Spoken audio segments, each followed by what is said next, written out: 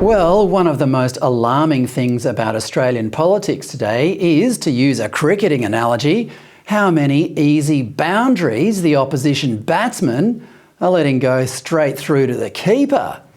What should look like Don Bradman hitting sixes into the crowd at Lords in 1930 is more like Pommy batsman Stuart Broad blocking almost all of the final 77 balls of a test match against New Zealand in 2013 to scratch out a boring draw. We have Labor governments almost coast to coast in Australia, and there is no sign that a single one of them has any idea about how to make the country a better, happier or more prosperous place. We're paying more for energy thanks to their stupid adherence to net zero targets.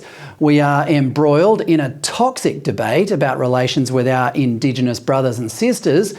Housing costs are through the roof, as is inflation and interest rates, and one of the only things keeping us afloat is our coal exports, which Labor would kill off if they could. But the Liberal Party is more concerned with internal conflict. Today, Victorian Liberal leader John Pesutto decided to forge ahead defending a defamation case brought by a former member of his own team, Moira Deeming. Whether he wins or loses, it is going to be impossible for Pesutto to spin it into anything other than disastrous division under his leadership.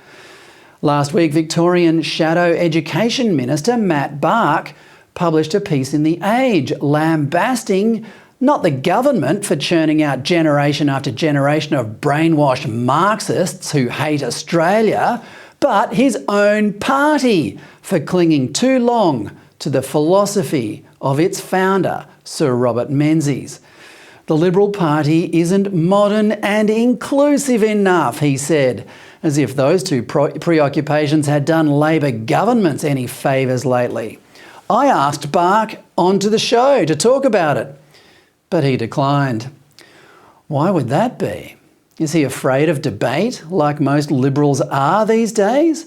I also asked Ben Riley, the State Directory of the LNP in Queensland, to come on and discuss a cease and desist letter he sent to a young former member of the party, Barclay McGain. But he too declined my invitation.